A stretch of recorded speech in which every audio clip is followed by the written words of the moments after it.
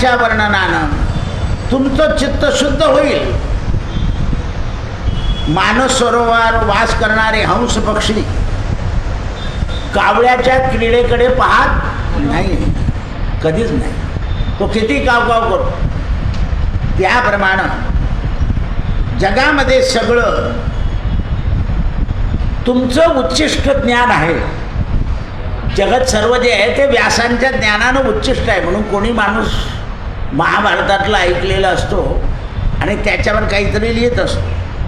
Mic शब्द जगामध्ये फार आहे.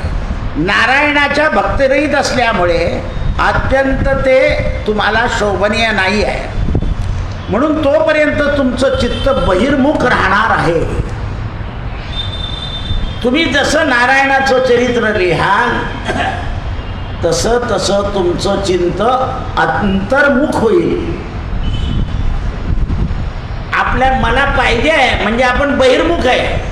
मग तुम्ही किती दिवस भागवत वाचत बसा, मला भगवंत पाहिजे आहे. मग भगवंत पाहिजे म्हणजे तुम्हाला काय येईल?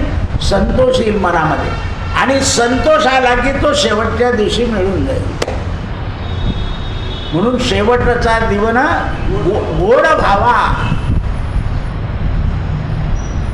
आमच्या जिपरान गेला, बहीण जिपऱ्या चालला, पुरणपोळी आण, गोड खाऊन गेले. आता लोक आपलं काम होण्याकरता अण्णाला पुरणाची पोळीचं नैवेद्य घेऊन जातात. परवा कावळेवरती जाऊन आले तर सांगितलं नाही आपल्याला की मी चाललो म्हणून. जाऊन आले म्हणून प्रसाद घ्या. असं आहे. आपण आठवण करतो ना अण्णाची, अण्णा आपल्या जवळच आहे. कोणी लपून जावं का कोणी छपून जावं, त्यांचं स्मरण करा. गजानन महाराज, झिपवाण्णा, स्वामी समर्थ, ज्ञानेश्वर, तुकाराम, संतांचं स्मरण करा. स्मरणानं संत आपल्यातच जागृत होतात. पण संतांवर विश्वास पाहिजे. संतांचे पायी अनेकांची आस, तो विश्वास झाला पाहिजे. म्हणून दुसऱ्या गोष्टीवर दृष्टी न ठेवणाऱ्या, दुसऱ्या प्रकारे नामादुकाचं न वर्णन करता तुम्ही भगवंताचं गुणानं वर्णन करा. स्वर्गाधिक नावांनी लोकांना चंचल करू नका की तुम्हाला स्वर्ग प्राप्त होईल. स्वर्ग चंचल आहे, कारण पुण्य संपलं की खाली यावं लागतं.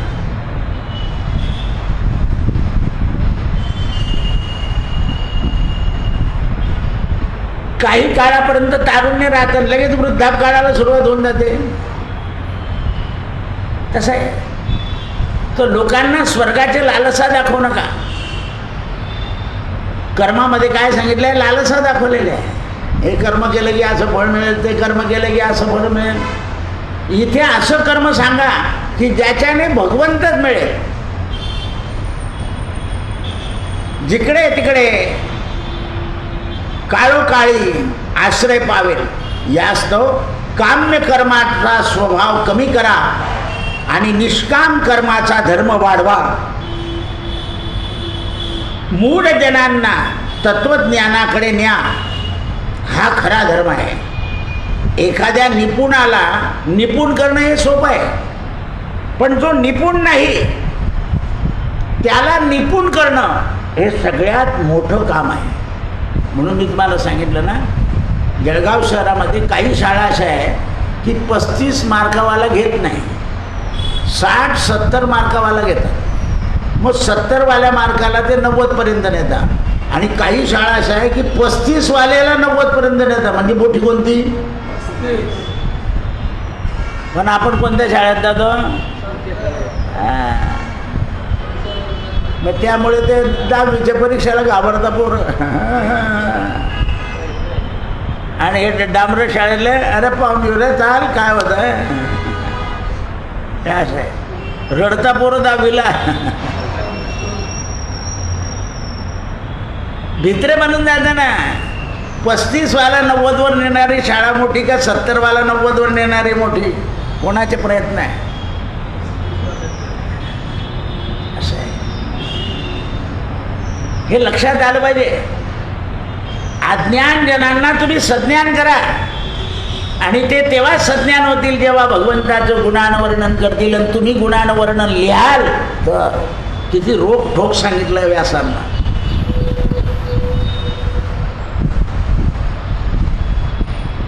निवृत्तीकडे नेणं व्यापक परमात्म्याची कल्पना करणं आहे. माणसाला निवृत्तीकडे नेणं म्हणजे त्याला परमात्मा व्यापक आहे हे समजवायचं आहे.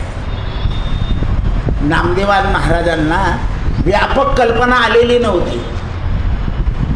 नामदेवांबरोबर पांडुरंग जेवले, त्यांच्या घरी आले, सगळं घडलं, पण तरी व्यापक कल्पना नव्हती.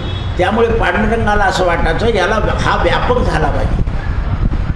मग तेव्हा ज्ञानदेव आले.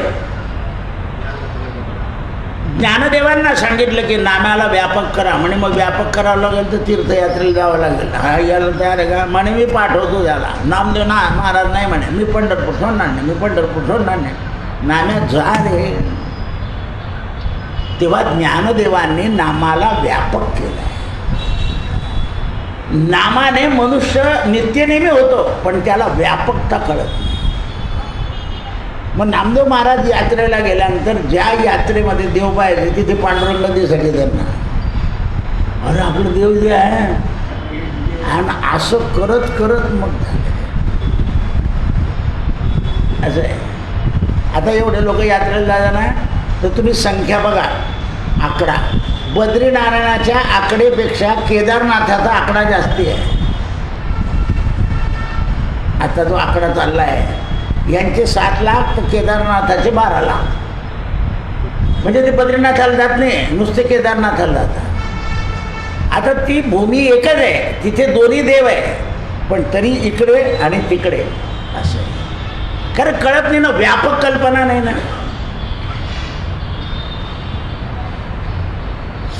व्यापक कल्पना नाही. पंजाबमधल्या लोकांनी गुरु नानक एक स्थान आहे हिमालयामध्ये, पण केदारनाथ आणि बद्रीनाथ याच्यामध्ये लंगर लावून ठेवले. तिन्ही ठिकाणी लावले त्यांनी. लंगर म्हणजे फुकट जेवायचं. बद्रीनाथाच्याही यात्रेत लावलं आहे, अमरनाथाच्या यात्रेत लावलं आहे, केदारनाथाच्या आणि त्यांच्या नानकसाहेब तिन्ही ठिकाणी लंगर लावले. व्यापक कल्पना आहे. नाही तर आपल्या आपल्या ठिकाणी लावा, दुसऱ्या ठिकाणी आपली आपली दिंडी आहे ना, तुम्ही पाणी पिऊ नका आमच्या माठाला, तुमची दिंडी वेगळी आहे. व्यापक कल्पना आली. आता बा त्या मुली पाणी प्याल्या आणि पाणी बोंबट झालं. माझं लक्ष होतं बऱ्याच मुलींनी झाडात पाणी टाकलं, ते बाटलीतलं उरलेलं, मग बाटली भरायला गेलं. मी म्हटलं देवा धन्य आहे. इकडे तिकडे पाणी टाकण्यापेक्षा उरलेलं बाटलीतलं पाणी काही मुलींनी झाडाला टाकलं. पाण्याचा काय झाला? परशीवर काय झालं असतं? पाशीवर गेलं असतं. आपण वरच्यामधलं खाली फेकतो पाणी, कोणाच्या अंगावर उडेल. पाणी असं फेकायचं नाही त्याचा.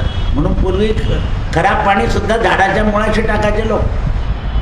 पण आता काही खेडेगावातलं दृश्य दाखवत आहे की त्याच्यात पाणी आणि गाळ आहे, तरी प्लॅस्टिकचे डबे टाकून टाकून लोक पाणी काढून गाळून पाणी पित आहे. कारण पाण्याचं दुर्भिक्ष्य हे दुःख देणार आहे. माझं लक्ष होतं आणि म्हटलं काही चांगल्या घराण्यातल्या मुली आहे म्हणून बरोबर ते झाडाला पाणी टाकलं त्यांनी. मग गार पाण्याच्या बाटल्या भरून गेल्या. नाही तर काही तिथल्या तिथे फेकून काय गेलं. व्यापक कल्पना आली पाहिजे. आणि नारदांना जग व्यापक करायचं आहे संताला. तू कोणत्या पंथाचा राह, कोणत्या मार्गाचा राह, काही राह, पण व्यापक राहा. म्हणून नारायणाच्या लीला वगैरेचं वर्णन करा, काम्याधिक कर्माचा त्याग करा, हरिलीलाचं वर्णन करा, स्वधर्म सोडून हरिभक्तीचा धर्म स्वीकारायला लावा. आपल्या वर्णाश्रमाचा अभिमान करायला लावू नका. एकामेकाला कमी लेखो. पण एकामेकांना कमी लेखणं म्हणजे एकामेकाच्या ताटात जेवणं असं नाही बरं. तर तुम्ही तसंही करायला लागून दादा. लक्षात ठेवा. चोखा महाराजांच्या घरी इंद्र गेल्यावर इंद्राला सरळ सांगितलं, तुळशीपाशी अमृत ठेव, मी आज्ञा लावणार. असं बना. आपण दही खाऊ का मही खाऊ होऊन जातो. जसा काही मही पतीत झाला. हे रहस्य कळायला पाहिजे. म्हणून भक्ती वासना जगात जागृत करा. भक्त वाढले पाहिजे. पण देशामध्ये सुद्धा देशभक्त झाले पाहिजे. घरामध्ये सुद्धा गृहभक्त झाले पाहिजे. नाही तर लग्न झाले लगेच दुसऱ्या घराची इच्छा करतो तो. आपला तुळशीराम, त्याच्याकरता तुळशीला फेऱ्या घातल्या तेव्हा झाला तो.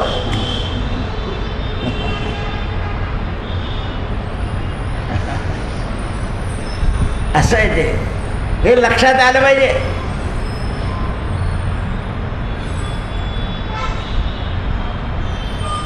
म्हणून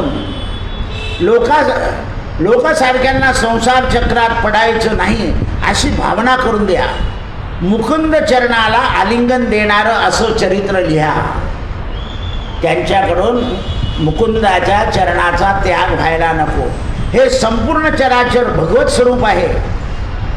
हे जगाहून वेगळं आहे. भगवंत जगाचे पालन करते आहे, उत्पत्ती स्थिती करणारे आहे.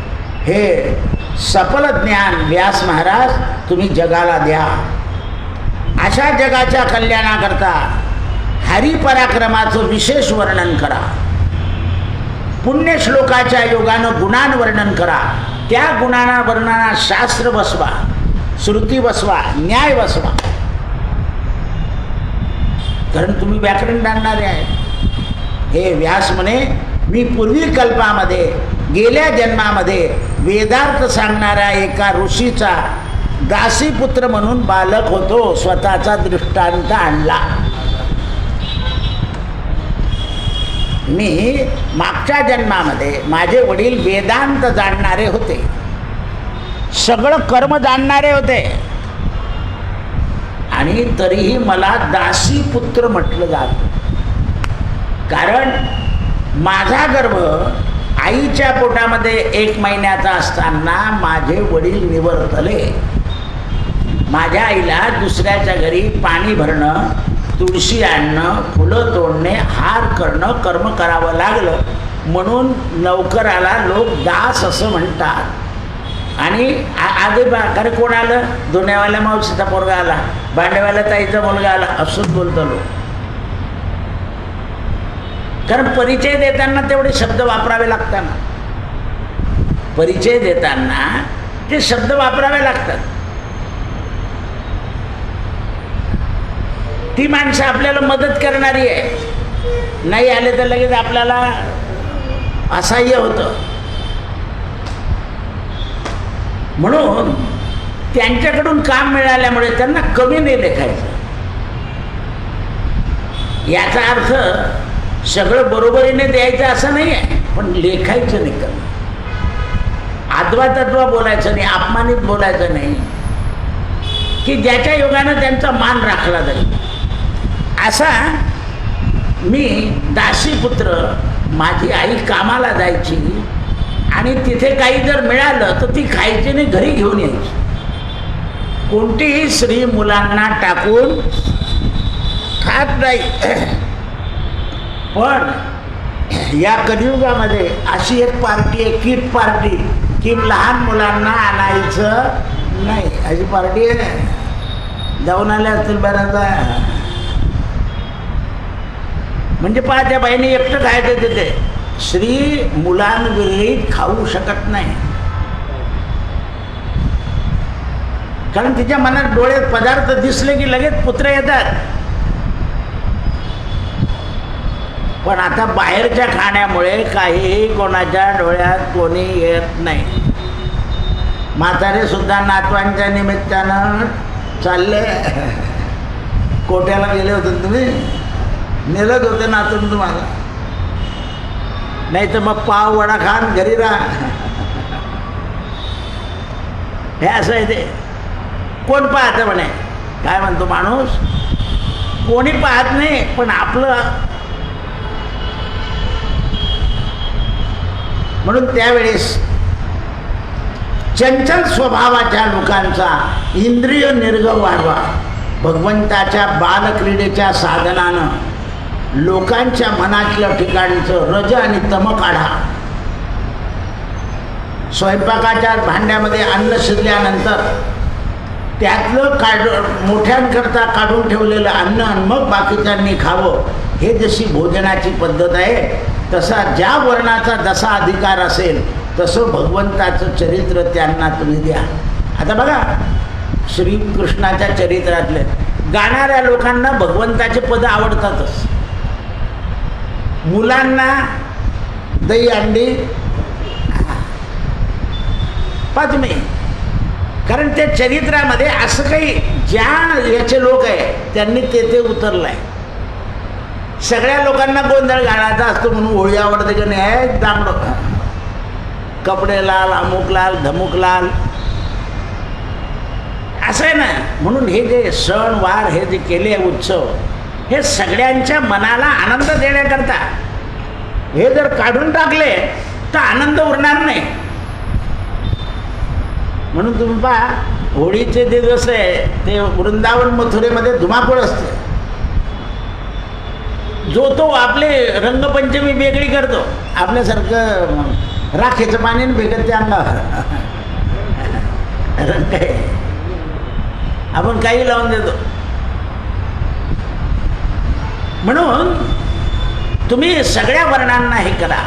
तर मी दासीपुत्र होतो, माझी आई आम्हाला घरी खायला आणायची. एकदा माझी आई आजारी पडली म्हणून मला त्या ब्राह्मणाच्या घरी फुलं, तुळशी, दुर्वा, हार आणि पाणी भरण्याकरता पाठवलं. तिथे दैवयोगाने संत चातुर्मास्याकरता आले. त्यांचं नाव होतं हरिबाबा. हरिबाबा आणि माझा परिचय झाला. आमच्या ब्राह्मणाने सांगितलं, हरिबाबा हा दासीपुत्र आहे, हा तुमची सगळी सेवा करेल. हरिबाबा म्हणाले, दासीपुत्र हे नाव आहे का? नाही म्हणे, आमच्याकडे आपल्या पाणी भरणाऱ्या बाईचा मुलगा आहे. म्हणे नाही, मी याला दासीपुत्र म्हणणार नाही, हरिदास म्हणेल. म्हणून पंढरपुरामध्ये हरिदास आहे. पण आता काढून टाकले तुम्ही, तुमचं राज्य आल्यावर एक बी ठेवला नाही. आले ना, नाही ना, भजनापुरते, पूजेला नाही. नौकर आहे. परवा मुलाखत होती, तुम्हीच काढलं. लक्षात ठेवा, हरिदास, मी हरिदास म्हणेल. हरिबाबा आणि हरिदासाची मैत्री झाली. हरिदास आणि परवा रुक्मिणीचा वेश घालताना बाई पंजाबी ड्रेसमध्ये होते, लोक तोंडावर बोलले.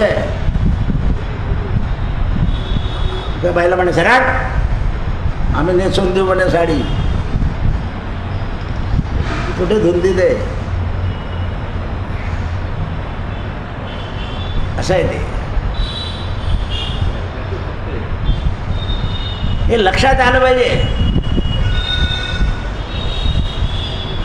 म्हणून दिवसा मी संतांच्या सहवासात राहायचो आणि संतांच्या सहवासात राहिल्यानंतर मला भजन आवडायचं, पूजन आवडायचं, संत पूजा करायचं ते पाहायचं.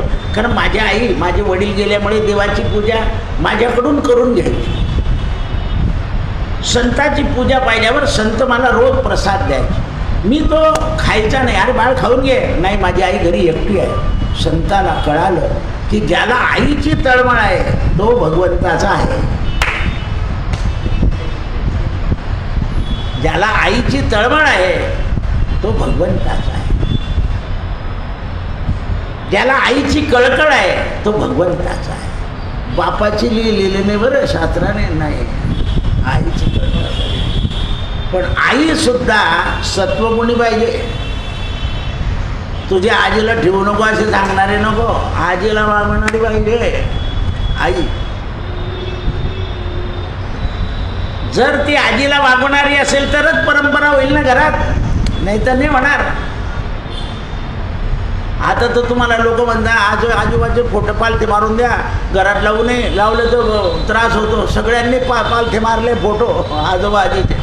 श्राद्धाच्या दिवशी काढायचे म्हणे, बददुवा देतात. हयातीत होते तेव्हा घाबरले मी, आणि आता फोटोला घाबरताय बददुवा. अरे वा अरे वा. म्हटलं मग तुझ्या अल्बममध्ये मी आजोबा आजी तू फेकून दे अल्बम. लग्नाच्या अल्बममध्ये राहतात आईबाप इकडून तिकडून. काय कल्पना काढतील, काही त्याला मर्यादाच नाही आहे. सगळे आईबाप पालखे टाकले मावळच्यावर, असे बददुआ देतात. फोटोतून कुठे बददुआ येणार आहे का? पण येडे लोक. कोणीतरी वत्सला काकू सांगते, निर्मला काकू ऐकते, दगडू शेठ ऐकतो आणि माधू शेठ धरतो. हे रहस्य लक्षात आलं पाहिजे. जिवंतपणे तुम्ही त्यांचं ऐकलं नाही, नुसती पेन्शन घेतली आणि आता ते फोटोला घाबरताय. काय कल्पना आहे, काय संकल्पना आहे. म्हणून त्यावेळेस मी घरी प्रसाद नेत होतो. एक दिवशी गुरु महाराज भजन करीत होते. जन्माष्टमीचा दिवस होता. त्यांच्या पायामध्ये चाळ लावलेले होते. त्या चाळाची गाठ सोडली. ते म्हणाले, हरिदास इकडे हे गाठ सोड. मला आनंद झाला की आज गुरुच्या चरणाला स्पर्श करायला मिळाला. म्हणून गाठ सोडली, चाळ काढले आणि असे पाय चोळले. आणि चोळता चोळता डोकं दोन्ही पायावर ठेवून गेलं. अरे हरिदास काही देवाचा जप करतो? म्हणे नाही महाराज. म्हणे मग घेतो मंत्र? म्हणे हो. नमो भगवते वासुदेवाय प्रद्युम्नाय अनुरुद्धाय संकर्षणाय च नमः. विष्णू गायत्री मोठा आहे. मंत्र झाला. घरी आला. महाराजांनी आईला सांगितलं आज गुरुमंत्र झाला. नमो भगवते वासुदेवाय प्रद्युम्नाय अनुरुद्धाय संकर्षणाय च नमः. मंत्राचा जप होऊ लागला, संतांची सेवा होऊ लागली. एक दिवशी हरिदासाने गुरुला विनंती केली, महाराज माझ्या घरी याल तुम्ही? म्हणाले तुझ्या घरी कोण कोण आहे? म्हणे माझी आई मी. म्हणे शेवटच्या दिवशी जेव्हा जाईन तेव्हा तुझ्या घरी ये. कारण पाहिलं की याला त्रास नको आपण गेल्याचा.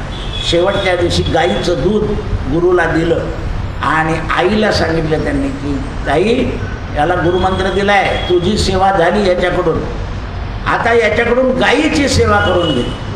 व्यासांना नारद सांगतात आईच्या सेवेनंतर गुरुनं मला गाईची सेवा करायला लागली. गाईच्या सेवेनंतर आमच्या गावामध्ये विष्णू मंदिर होतं, त्या मंदिराचा पुजारी म्हणून मला नेमलं गेलं.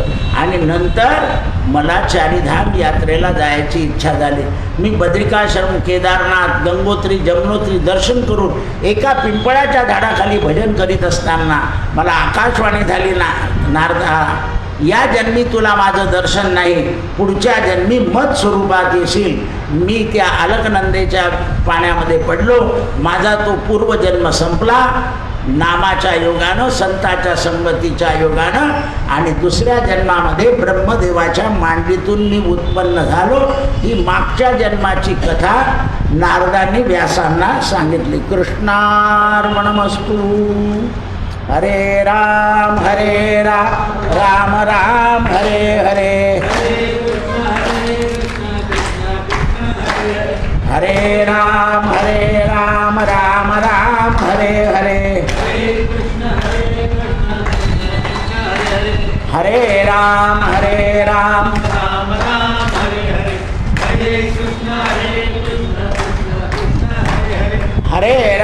हरे राम.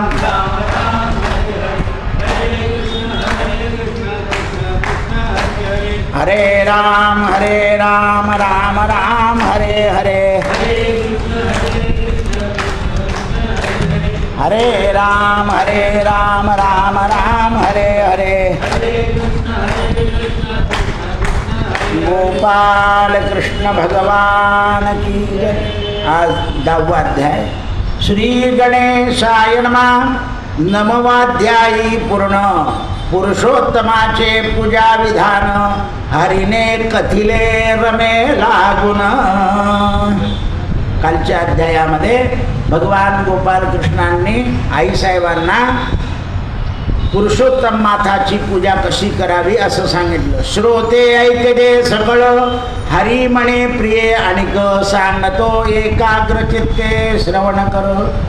पुरुषोत्तम मासासी उद्देशून स्वल्प किंवा बहुत फळदान ब्राह्मणाला बोनी अर्पिते.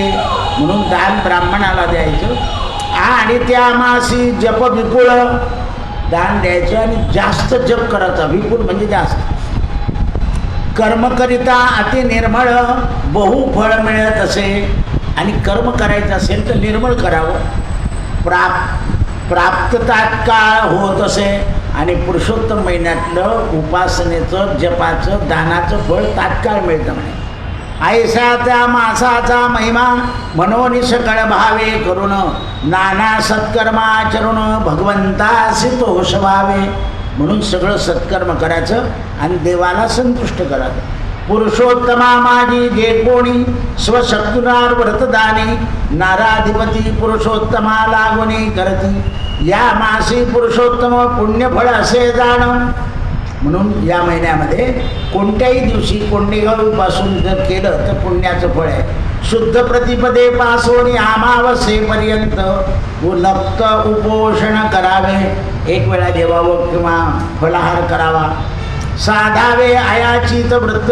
आयाचित वृत्ती कोणी येत असेल त्याला जेव घालावा. सुचिरभूत असावे सतत. होमावन यथार्थ करावे. सत्कर्म समस्त आचरावी. नाना दान धर्म करीत जावी. दानव्रताविषयी शक्ती नसेल ज्याला कोणी तरी सलग उपाय सांगतो. काही लोकांची दानाची इच्छा नसते किंवा काही लोकांची दानाची परिस्थिती नसते. सर्व काळ शरीर शोषोनी असावे तीर्थ सेवनी. आपल्या शरीराकडून सेवा करत राहावे. भावे विप्राची सेवा करुणी काळक्रमोनी करावा संताची. ऐसे आचरता तयासी ब्राह्मण वचने तात्काळासी व्रतफळ मिळते. आणि ब्राह्मणाने जर म्हटलं की तुला फळ मिळालं तर तात्काळ मिळतं म्हणे. ऐसे ऐकोनी आराब्दी बाळा म्हणे हे भगवंता घननिळा. जे मानव निर्धन दुराचारी शक्तीनं त्यांची उपजीवन सर्व काळ सांगे. की जे ज्यांच्याजवळ धन नाही, ज्यांच्याजवळ उभी केलं साधननी, त्यांनी काय करायचं. अशा लोक आहेत. म्हणाले त्यांनी नामस्मरण किंवा एकभुक्त राहावे दान. नाना दाने काया शोषणे तीर्थसेवने. काया शोषली तरी दान मिळतं म्हणे. तीर्थाची सेवा केली, संताची सेवा केली, मोठ्याची तरी भावे पूजा वा विप्र. नाही पूजेचं साहित्य असेल तर नमस्कारावा नित्य. रोज नमस्कार करायचा. तैसे संत संग करावा. काहीतरी ऐकावं. गंगा तीर्थ रोज सेवन करावे किंवा गंगा नाम घ्यावे. वाचे म्हणता गंगा गंगा होय पाप भंगा. पण तेवढे आपण गायदामुळे जायचं तर लक्षात देणार. आपलं नशीबच असं असतं. झाल्यावर आठवण्याचं गंगेचं नाव नाही घेतलं. कारण आपण सद्विचारात उठत नाही. चिंतेच्या विचारात होतो की आज तो पैसे आणून देणारा आहे, येईन कधी वेळेवर कोणा ठाऊक झाला. आमक्याला भेटायला जायचं आहे, तो भेटेल की नाही असं आहे. इंदिरा म्हणे मुरारी तुम्हापासून नाना प्रकारे धर्म ऐकले. आता तरी गोविप्र पूजन कैसे करावे असे सांगा. म्हणे महाराज तुमच्यापासून ऐकलं पण गाईचं आणि ब्राह्मणाचं पूजन करावं. धेनू पूजा विधान निरुते सांगतो ऐक तरी सावचित्त ऐक. धेनू दैवत श्रेष्ठ असे. जगामध्ये गाई हे श्रेष्ठ आहे. तियेचे शरीरी संतप्त चतुर्दशे भुवने वास करती. सकळ दैवता होऊन यथार्थ जाण. तीस स्पर्श करता होय पापाची होळी. नुसता गाईला स्पर्श केला तरी पापाची होळी होते. तात्काळ होऊन दुरानाश करीत दे. दारिद्र्य दुःख रोग केश सर्वनाम पावती. तापत्रयदाय निरसोनी. धेनूची कृपा होता आलभ्य लाभ होय जाणबा. जैशी दुग्धा माझी शिवभार्या. गोमया माझी सूर्यतनया. भागीरथी वसतसे.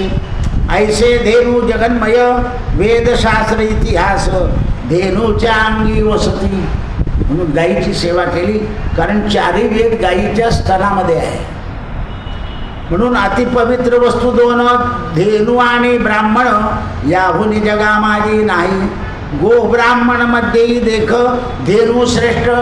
जर ब्राह्मण आणि गाय बरोबर आली तर आधी गायीला स्पर्श करायचा आणि मग गोवाच्या पाया पडायच्या. नाही तर ब्राह्मणाने सांगायचं आधी गायीला पाया कर, नंतर मी. पण बुवा म्हणतो नाही नाही, ती का बोलते का, मी बोलतो ना. असं आहे, असं बुवा नको. धेनू जगन्मय, वेदशास्त्र इतिहास धेनूच्या अंगी जाणं. सर्व पापाचे मुळाचे नाशन, गोविप्र एक कुळ. म्हणून गाईचं आणि ब्राह्मणाचं कुळ एक आहे. ऐसे असता अज्ञानी सकळ दोन भाग करती जाणं, तरी ते अपवित्र होती. धेनू म्हणजे यज्ञाचे मुख आणि यज्ञाचे ज्ञान नेत्र ब्राह्मण. गोरक्षीरामृता माझी, जे का पुरुषोत्तमासी विद्या पूजा करुणी. गायीसी असती विप्रासी प्रदक्षिणा करती जाण. जर गाईला आणि ब्राह्मणाला प्रदक्षिणा केल्या तर विशेष पुण्य म्हणे. धेनू ही रविकन्या असून, गाय ही सूर्याची कन्या आहे म्हणे. सगळ्या जगाच्या कन्याला लागून यज्ञसिद्धी करीत असे. गायीमुळे सगळे यज्ञ चांगले होता म्हणे. ऐशी धेनू कल्याणदानी प्रत्यक्ष, सर्व पूर्वज पापोनी त्रिविध सुख अनुभवली. परी कमले तुझवरी विपुल माझी प्रीती, म्हणून तुझ सांगितली गायीची पूजा. तरी निरोगी गाय चतुर्स्तनी, शुभ्र शृंगगणी. तिथे वस्त्रालंकार घालुनी, शिंगी चांदी लावुनी. ब्राह्मणाजी गोदान करावे, गोप्रदान करावं. श्री भगवान होतसे प्रसन्न, पुरुषोत्तमा माझी विचित्र. आता सुपुत्र कोणाशी म्हणती तरी सांगतो. जो ब्राह्मण वेदाध्यायन, यज्ञयाग सुपात्र, लोभहीन षटकर्म नित्य करीत असे. ऐशा पुत्रासी गोदान करावे सत्पात्रासी. गोदान करिता यथासी उदक सोडावे, आणि पाणी सोडावं. आणि आपल्याला ऐपत नसेल तर ब्राह्मणाला एवढं म्हणावं की मला गोदानाचं पुण्य द. जर सात्विक ब्राह्मण असेल त्याने म्हटलं तुला पुण्य मिळालं तर गाय न देता सुद्धा पुण्य मिळून जाते. ऐसे वचन बोलोनी विप्रास्ते सोडावे जीवन, चरणावरती साष्टांग नमस्कार घालावा. सत्पात्र नसेल समयी हस्तपाद दानासी करीची. जर सत्रपात्र नाही मिळाला तर जो असेल त्या द्यावा. परी अपात्री देऊ नये, कारण त्याने गायीचा सांभाळ केला पाहिजे. म्हणून हल्ली विप्राला देण्यापेक्षा गोशाळेत गायीचं दान करावं. म्हणून येणे ब्राह्मणाचे सानंद चित्त होईल, भक्तिभावे दान करावे. अनंत पुण्य लागे हाता गोदानाची उत्तमता. किती सांगू किती गोड वर्णन करू, पृथ्वीवर उपमा नाही. म्हणून गायीच्या दानासारखं पुण्य नाही. मेरूची उंची किती सांगावी, नामाची पदवी अपार. तैसा गोदानाचा महिमा अपार. गोदान कथिले प्रिय तुझं लागून, श्रवण मात्रे करी. आणि बघ म्हणे, म्हणून मी गोकुळामध्ये गायींमध्ये राहिलेलो आहे. अजूनही मला असं वाटतं की पुन्हा गोकुळात निघून जावं. म्हणून तुकाराम महाराज म्हणतात, गोकुळीची या सुखा अंतपार नाही लेखा.